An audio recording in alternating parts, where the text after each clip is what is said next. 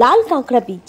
তবে এটি কিন্তু উদয়পুরের লাল কাঁকড়া বীচ নয়, এটি হলো মন্দারমণির লাল কাঁকড়া বীচ। হ্যাঁ, মন্দারমণিতে এলে তোমরা যদি একটু অফবিট প্লেস খুঁজতে চাও তাহলে এখানে যে কোনো টোটো বা অন্য কোনো তোমরা ট্রান্সপোর্ট নিয়ে বলতে পারো যে লাল কাঁকড়া বিচে যাব, এবং এই বিচে তোমরা প্রচণ্ড বড় বড় রেড ক্র্যাবস কিন্তু দেখতে পাবে এবং অনেকটা এরিয়া নিয়ে এগুলো বিস্তৃত। এটি হলো জলধার নদী এবং ওই দূরে এই যে ঢিবিটা দেখছো বালির, ওর পেছনে রয়েছে সমুদ্র। তোমরা মন্দারমণি এলে এই পুকুরটাকে দেখতে পাবে। এটি পুরো একটু সম্পূর্ণ একটি অফবিট প্লেস এবং এই প্লেসে আসার আগে তোমাদের দেখিয়েছি যে তোমরা দেখতে পাবে ভিডিওতে যে কত লাল এরকম বড় বড় লাল কাঁকড়ার সব বীজ রয়েছে। উদয়পুর তোমরা গিয়ে থাকো লাল কাঁকড়ার বীজ দেখতে, কিন্তু আমরা ঠিকভাবে দেখতে পাই না, কারণ ওই জায়গাটি পরপর এতটাই ভিড় হয়ে গেছে যে ওখানে লাল কাঁকড়া প্রায় থাকে না। কিন্তু এই জায়গাটি এতটাই নির্জন এবং অড প্লেস, তোমরা এসে অবশ্যই এটাতে মজা পাবে। এবং দেখো তোমরা এরকম নদীতে সারা পুরো এই যে এত নদী দেখছো, পুরো নদীতেই কিন্তু তোমরা হেঁটে হেঁটে যতদূর তোমাদের ইচ্ছে যেতে পারবে, ঠিক আছে? এবং এই নদীতে আমরা অনেক কিছু, যেমন ধরো ঝিনুক, শঙ্খ, এরকম বিভিন্ন জিনিস কুড়িয়েছি। খুব অড টাইপের এটি একটি জায়গা এবং খুব সুন্দর। মন্দারমণি এলে অবশ্যই তোমরা এই জায়গাটি ভিজিট করবে।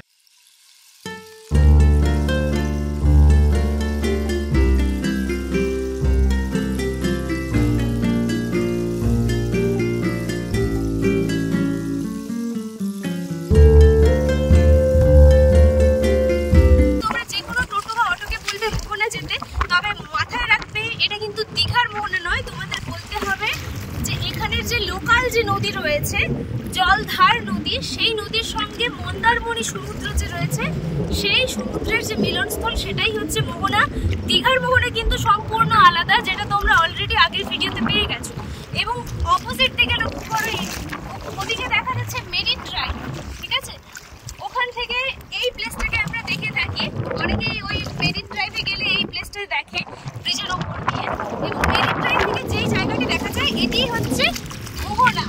এখানে লোকাল ভাষায় এই নদীকে বলা হয় জলধার নদী। শামুক গুড়িয়ে পেয়েছি, এর ভেতরে দেখা যাচ্ছে বোধহয় একটা কাঁকড়া লুকিয়ে রয়েছে, জীবন্ত রয়েছে, তবে হাত দেবো না কারণ কামড়ে দিতে পারে। অর্থাৎ তোমরা এখানে এলে এরকম বিভিন্ন অড টাইপের খুব জিনিস পেতে পারো। এবং সামনেই দেখো একটা, এই দেখো একটা শাক, একটা শাক রয়েছে, দেখো শাকে নিশ্চয়ই ভেতরে কামড়ালো, চলে গেল, এটা একটা ভাঙা শাক পেয়েছি। এই যে এখানে দেখতে পাচ্ছ শামুকের ভেতরে দেখো কাঁকড়া কিভাবে ঢুকে রয়েছে, তোমরা বুঝতেই পারবে না, তবে দেখিয়ে দিলাম যাতে তোমরা পরবর্তীকালে সতর্ক হয়ে থাকো। এভাবে তোমরা কিন্তু হাত দেবে না, হাত দিলে কিন্তু কামড়ে দেবে। এবং আমাদের যিনি টোটো ড্রাইভার ছিলেন উনি খুবই ভালো ছিলেন। পুরো মন্দারমণি আমরা ওনার টোটোতেই ঘুরেছি এবং উনি দেখো আমাদের জন্য একটা লাল কাঁকড়া ধরে এনে দিলেন। উনি মন্দারমণির লোকাল বাসিন্দা হওয়ার জন্য মন্দারমণির সমস্ত আনাচে কানাচে জায়গা আমাদের স্বল্প খরচেই ঘুরিয়ে দেন। তোমরাও যদি ওই টোটোতেই ঘুরতে চাও মন্দারমণি, তাহলে ইনার কন্ট্যাক্ট নাম্বার আমার ডেসক্রিপশন বক্স থেকে পেয়ে যাবে, তোমরা কন্ট্যাক্ট করে মন্দারমণি ঘুরে নিও। প্রথমে এটিকে দেখে আমিও ভয় পেয়ে গিয়েছিলাম যে এটি এত বড় কিসের স্কেলটন। পরে জানতে পারি এটি হচ্ছে গরু, মানে কাউয়ের স্কেলটন। জায়গাটি এতটাই সুন্দর, নির্জন, নিরিবিলি যে কখন আমাদের 1 ঘন্টাই এখানে ঘুরতে ঘুরতে কেটে গেছে আমরা বুঝতে পারিনি। এবার 1 ঘন্টা পর আমরা আবার ফিরে যাচ্ছি মন্দারমণিতে।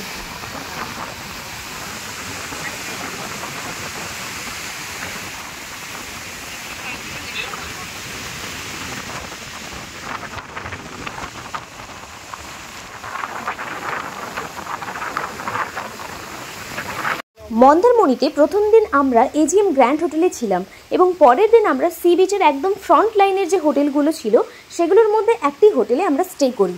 এবং সেই হোটেলের সামনে যে এরকম দৃশ্য পাবো সেটি সত্যি অকল্পনীয়। মানে বিচ থেকে হোটেলে ওঠার যে সিঁড়িটি রয়েছে সেই সিঁড়ি পর্যন্ত একদম জোয়ারে সমুদ্র, একদম সামনে যাকে বলে দুয়ারে সমুদ্র, সেই জিনিসটা এখানে রয়েছে।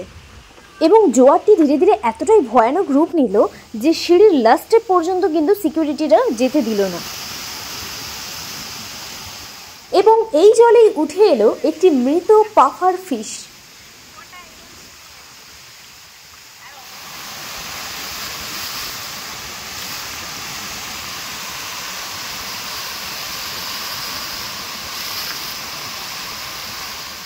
এরপর বিকেলে আমরা মেরিন ড্রাইভ দিয়ে গেলাম Shankarpur. Marine drive to Shankarpur জার্নির যে ব্লগ সেটি শীঘ্রই আমাদের চ্যানেলে আসতে চলেছে।